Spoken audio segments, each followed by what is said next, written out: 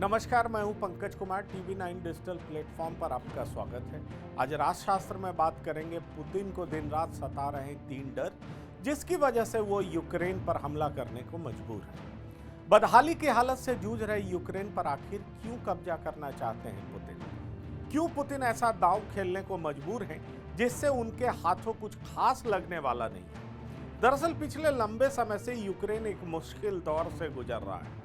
देश की जीडीपी में 43% की कमी आई है। भ्रष्टाचार के मामले में यूक्रेन 116 देशों में 112वें पायदान पर है, जबकि रूस में प्राकृतिक संपदा की भरमार है। रूस में यूक्रेन की तुलना में 10 गुना ज्यादा प्राकृतिक गैस है। यूक्रेन के पास कृषि भूमि के अलावा ज्यादा प्राकृतिक संसाधन नहीं है, जबकि रूस दुनिया का सबसे बड़ा गेहूं निर्यातक है। इसलिए सही अर्थों में यूक्रेन पर कब्जा करना रूस के लिए फायदे से ज्यादा नुकसानदायक है। कहा जाए तो यूक्रेन में ऐसा कुछ नहीं है जो रूस के लिए फायदेमंद है। यूक्रेन के युवा से लेकर उत्पाद की क्षमता या फिर कोई तेल भंडार या फिर संपत्ति जिसे रूस हासिल करना चाहता है। यूक्रेन की जीडीपी का साइज महज 164 बिलियन डॉलर के आसपास है। यह अमेरिका के ज्यादातर राज्यों की जीडीपी से कम है। लेकिन कैस्पियन सागर का विशाल तेल भंडार हो या यूरोप के सप्लाई पाइपलाइन हो, यूक्रेन की भूमिका अहम है। क्रूड ऑयल और नेचुरल गैस के अलावा रेयर अर्थ मिनरल्स के भंडार जरूर हैं।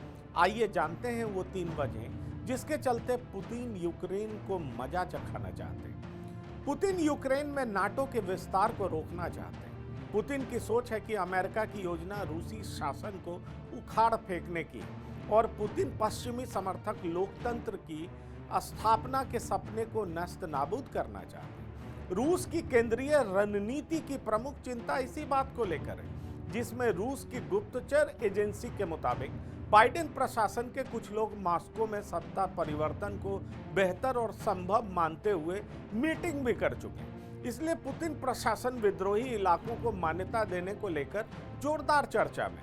रूस की अंतर्राष्ट्रीय स्तर पर आलोचना हो रही है। व्हाइट हाउस ने आर्थिक प्रतिबंध लगाने की तैयारी पूरी कर ली है। वहीं यूरोपीय संघ भी यूक्रेन के अलगाववादी क्षेत्रों को मान्यता देने के लिए रूस पर प्रतिबंध लगाने को तैयार है। पुतिन का तीसरा उद्देश्य यूरोप के साथ चीन के लिए एनर्जी प्रोवाइडर के रूप में अपनी सौदेबाजी की स्थिति को मजबूत करना भी है। मॉस्को में सत्ता परिवर्तन का इरादा और पूर्वी यूरोप में नाटो के विस्तार के प्लान ने रूस और चीन को नजदीक ला खड़ा किया। रूस एक नई पाइपलाइन के माध्यम से चीन को अपने गैस शिपमेंट में 10 गुना वृद्धि पर चर्चा कर रहा है, जो 2026 तक पूरा होने की उम्मीद है। वैसे चीन और रूस के रास्ते कई मुद्दों पर अलग जरूर हैं, लेकिन दुश्मन का दुश्मन दोस्त होता है, इसे कैसे भुलाया जाना चाहिए। पूर्वी यूक्रेन में विद्रोहियों को रूस के समर्थन का चीन लगातार विरोध करता रहा। इसकी वजह चीन के कुछ हिस्सों में विद्रोहियों का मौजूद होना है। चीनी विदेश मंत्री कह चुके हैं कि सभी देशों की संप्रभुता, स्वतंत्रता और क्षेत्रीय अखंडता का सम्मान और सुरक्षा की जानी चाहिए। रूसी हमले को लेकर सबसे ज्यादा चेतावनियां अमेरिका के तरफ से राष्ट्रपति बाइडेन की तरफ से आई है, लेकिन यूक्रेन के ज्यादातर लोग इस पर विश्वास नहीं करते। अमेरिकी चेतावनियों के बावजूद यूक्रेन में आधे से ज्यादा लोगों को लगता है कि हमला अंततः नहीं होगा। दरअसल कच्चा तेल अभी भी ग्लोबल इकोनॉमी की दशा दिशा तय करता है और अमेरिका किसी भी तरह इस बाजार को नियंत्रण में रखना चाहता है। कच्चा तेल रूस की इकोनॉमी में सबसे ज्यादा योगदान देता है।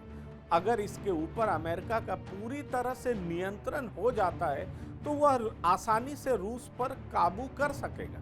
अभी रूस के कच्चा तेल और नेचुरल गैस के खरीदारों में यूरोपीय देश सबसे आगे हैं। इसकी सप्लाई वाले लगभग सारे मेजर पाइपलाइन यूक्रेन से होकर गुजरते हैं और इसीलिए अमेरिका का इंटरेस्ट है। अगर यूक्रेन अमेरिका के साथ जाता है तो ये पाइपलाइन भी अमेरिकी नियंत्रण में रहेंगे। इसके अलावा यूक्रेन कच्चा तेल पर पारंपरिक निर्भरता कम कर रहा है और अमेरिकी तेल के लिए नया बाजार भी वहां खुलने लगा है। इतना ही नहीं, यूक्रेन तकरीबन $1 बिलियन का सामान अमेरिका को बेचता है।